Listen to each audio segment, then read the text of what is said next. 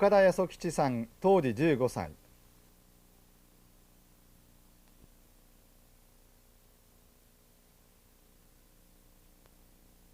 爆心地から 1.5km の中広町で被爆しました。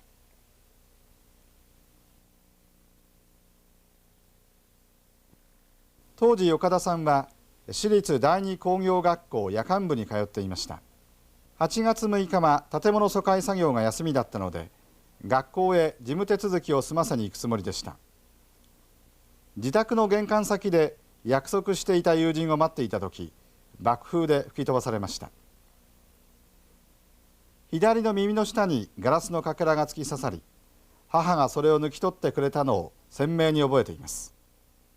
その当時私は勤労学徒という形になっています。それは高等小学校1年生の後半から学徒動員で広瀬というところに工場があって、そこに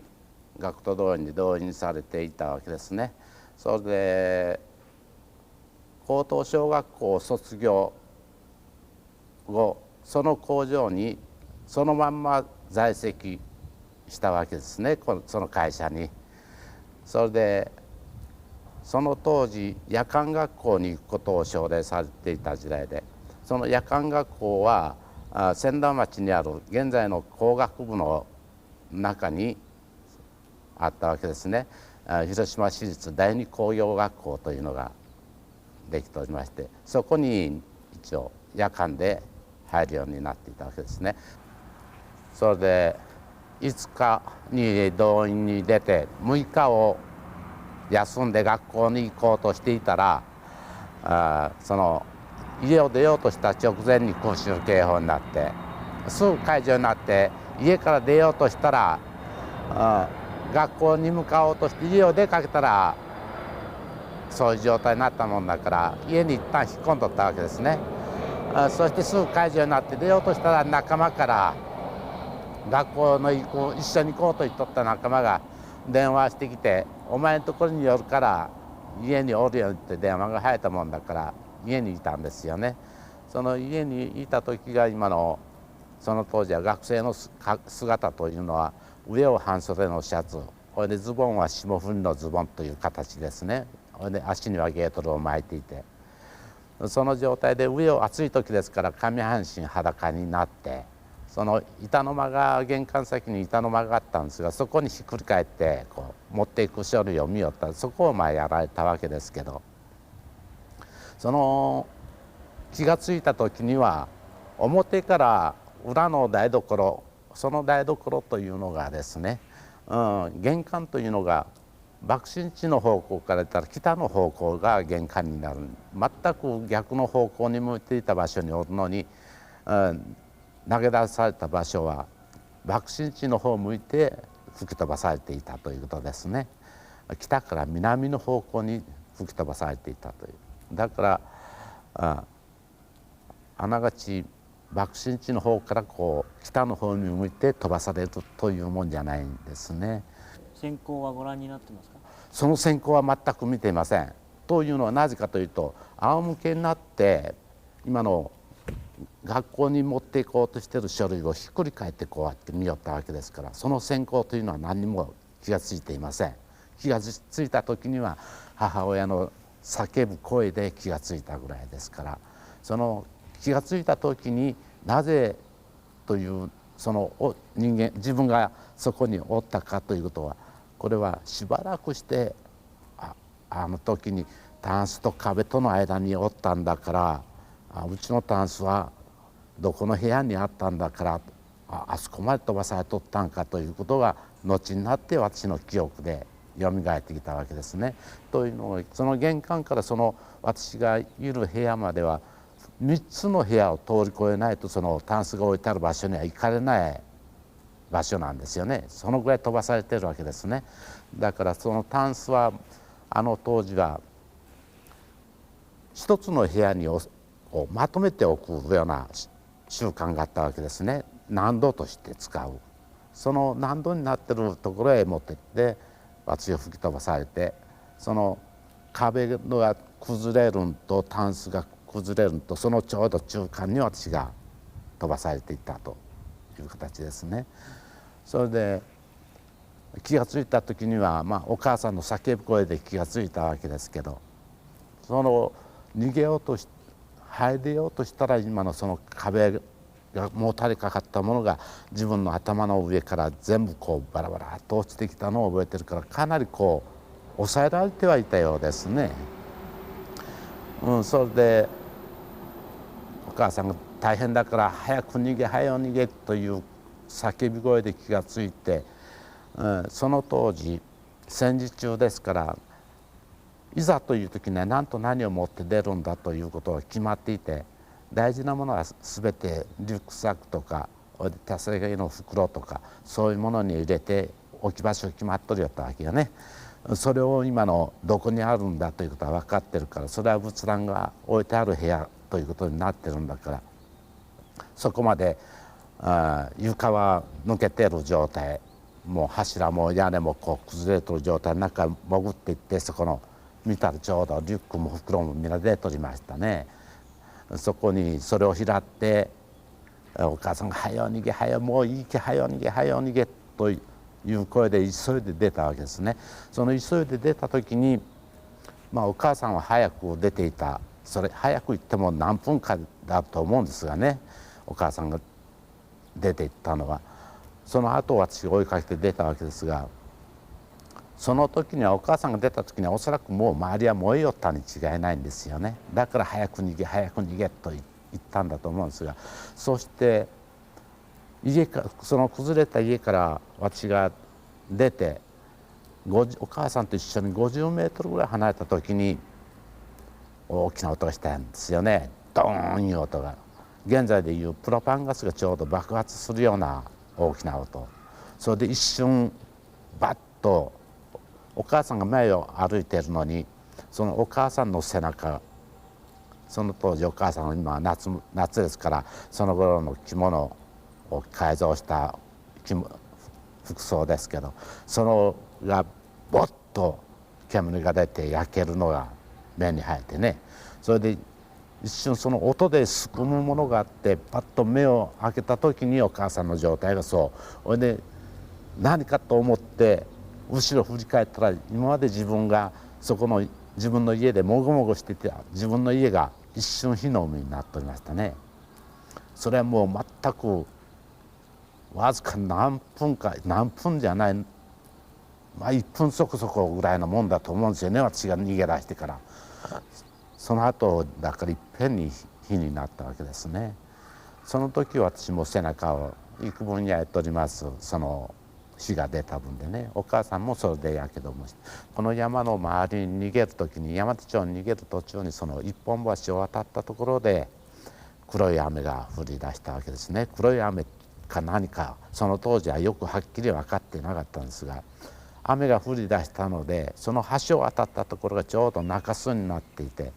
その当時その中州の通りの中には横側の方面に向かって秋高等女学校という女学校がありやったんですが、その下流になるんですがね、その下流一帯が材木置き場、製材した製品の置き場、そして今度は鯉の方の植木屋さんが植木の植え込みをしていたところなんですよね。いろんな植木をこう仮植えをしている場所、その仮植えをしている木の影へ私らは雨降り出したから逃げたわけですね。その当時その植え込みの植木というのは焼けてもいないし、どうもしていなかったわけですね。その植え込みの中に逃げた時に雨が降り出して、当然燃える中を逃げてきているわけですから、喉がガラガラに乾いてる水が欲しいというと、お母さんがその木から流れてくる雨水を手ですくって私に飲ませてくれたわけですけど、その飲ませてくれた水というのが本当ドロドロの泥水じゃったですね。その木からポトポト落ちるのを手で受けて飲ませてくれたわけですがね、その真っ黒いような泥のような水を飲ませてくれたわけですけど、それでも美味しい思って飲んだんだから、本当に惜しかったんだと思うんですよね。そしてその木の陰におってしばらくひどい雨が降って、その時に、自分が裸にいたのがバッとこう血が噴き出したわけですね。その頃お母さんはもんぺにその上に着物を着てるの、夏帯をその頃は夫人は皆帯を巻いていたわけですね。その帯をほどいて芯を抜いて、芯は自分が巻いて、その上の切れを包帯代わりに巻いてくれたわけですよね。それはもう何が立っとるとかどういう状態で分かっとって巻いたもんじゃないんですよね。ただその場でぐるぐる巻きに巻いたということですね。それで、その時に、お母さんも足の方を怪我しとったりして、周りにはもうたくさんな人がいるわけですね。その頃からやっと人間らしさっていうのか、ものをこうしっかり見る元気がやっと出始めたわけですね。でその当時は私とお母さんと、私のすぐ上の兄と姉と妹とが住んでいたわけですが、一緒に生活していたわけですが、それで姉や妹もこれも中広町と横川町でやはり徴用工学徒動員という形でみんな出ていた関係もあるんですよね。だからどこらにどういう工場があったんだということは私も知っているし、それを探しに行こうとしてお母さんにここにおるようにと言って約束しておいて、私は姉と妹を探しにまた中広町の方に出て行ったわけですね。出て行ったら今のもうたくさんの人が歩いてる、その歩いてる状態は全くご存知聞かれたと思うんですが、全くボロ切れをぶら下げたような状態、皮膚が垂れ下がったやけどした人たちが続々とこの山手の方に逃げてくるのがを見ています。でその途中には道端にはもう半分焼けたような人とかいろんな人が随分たくさん転がっていましたね。そして中広町に行こうとしたら途中でまだ燃えていない家があって、そこからこう声がするんですよね。助けて助けてという声がするんで行ってみると、2歳ぐらいの女の子をそのおばさん年はおそらく35、6ぐらいの人だったと思うんですよ。それで小さな2歳ぐらいの女の子を出して「この子を助けてこの子を助けて」というもんで、その子を受けて抱いておいでちょっと離れたところの道があったんですが、その道のまで子供を置いといて「ここで降りちゃえよ」ってからその子供を置いといて、で今度そのおばさんを助けようとしていって、まだなかなか出されないんで動く範囲内を動かしてその人をこう引っ張り出そうとしたわけですよね。そうしたらなかなか出ないんよね。その家の当時古い家ですから大きな材木を使ってるために腰を押さえられとるわけで、全く抜け出ないという状態ですよね。それで強引にその大きな丸太が落ちとるのを、それを両足をかけてそのおばさんの片手を引っ張ったんですよね。私が片手だけを引っ張って、それは片手しか出てないから片手だけ引っ張って、でそれを強引に私は両手でその材木を踏ん張ってこう引っ張ったところが、その腕がスポーンと抜けてしまってね、でどんでん返しになって、どこを打ったのか一瞬朦朧としたような状態で気がついてそのおばさんを見ると、そのおばさんは私がその材木を踏ん張ったことによって上にあったいろんな板切れやなんかがこう崩れてきて、そのおばさんは全くもう姿が見えないどころじゃない、もう今度煙がもうバーッときて今でも火が来そうな感じで、おばさんおばさん言うと声はするんですよね。声はするんでが姿は見えないんよね。それでもうおばさんごめんね、その抜けた手は持ったまんまでおばさんおばさんおばさんって言うのに声はするんだけど姿が見えないんで、もう兄ちゃんいいから逃げて子供頼むねと言っておばさんが言うのをおばさんごめんねごめんねごめんねと言いながら後ずさりして、その子供が置いたところまで行ったらそのおばさんがいたところがもう完全に火になっておりましたね。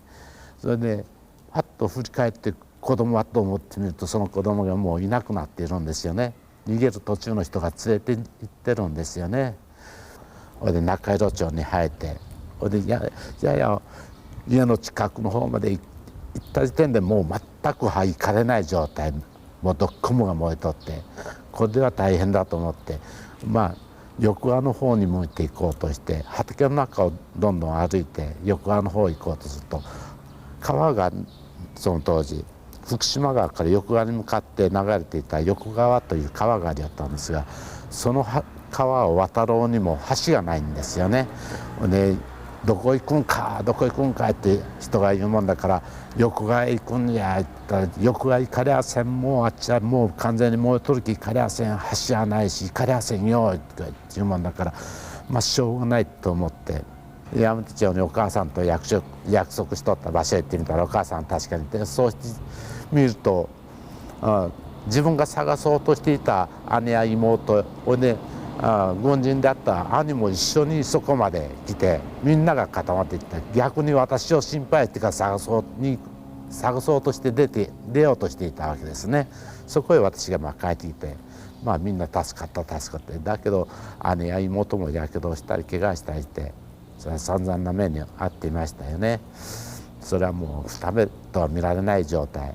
やけどをしておりましたけど、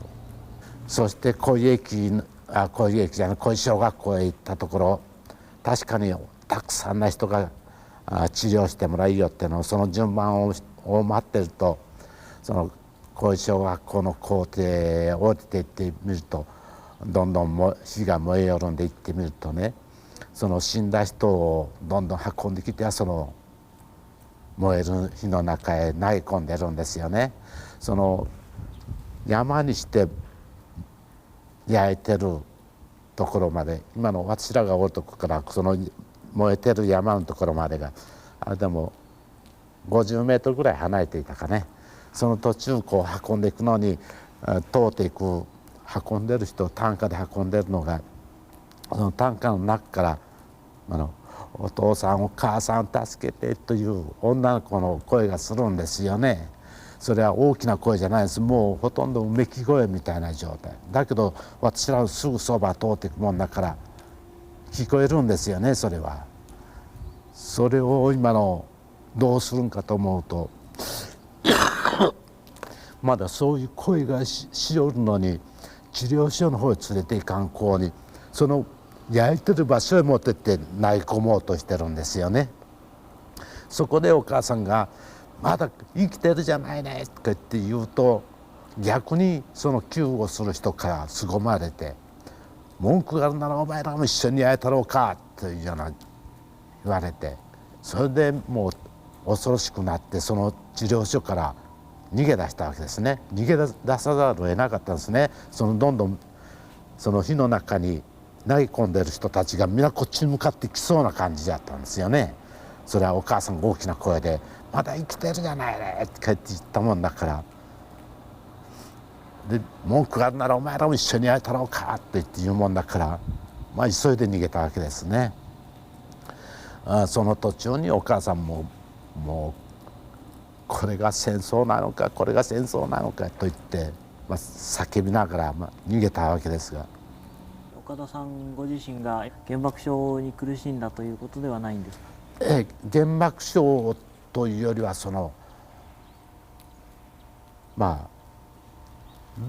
わけのわからない熱が出てきて、それで会社で仕事をしよってもですね、ふーっと意識がなくなる、貧血のような状態、そういうことがしょっちゅう起きて、で病院に担ぎ込まれるいうことはありましたね。だからピカに劣る人間はこれだから使われんのんだと、勝手に休むし、ちょっとおじいつけりゃ体がしんどいじゃの言うてすぐ怠けるということをしきに言われましたね。だからその商店の社長からもよく言われましたね。ピカニを取るものはこれじゃ危険なよ、横着しやがるけ、なんじゃいやすぐいや体がだるいじゃなんない仕事しやがれんというふうには私らは何回も言われましたね。これは全て周りがそういうふうに見ていた時代じゃないんですか。ピカニを取る人間はダメだというふうにそういう状態だったと思います。自分には責任のない状態のものからなぜ自分がこれほどに痛めつけられるか、これは全てに戦争にあり、いかにしてこの戦争をしないようにするか、この戦争においてこの原爆ということについていかに怖いものであるか、これを伝えていかないといけない。これから先を絶対こういう我々と同じような体験を若い人にさせてはならないんだということ、これを痛切に思っていますね。これをこれから先私の全生涯の一つの目標に思ってるんですよ。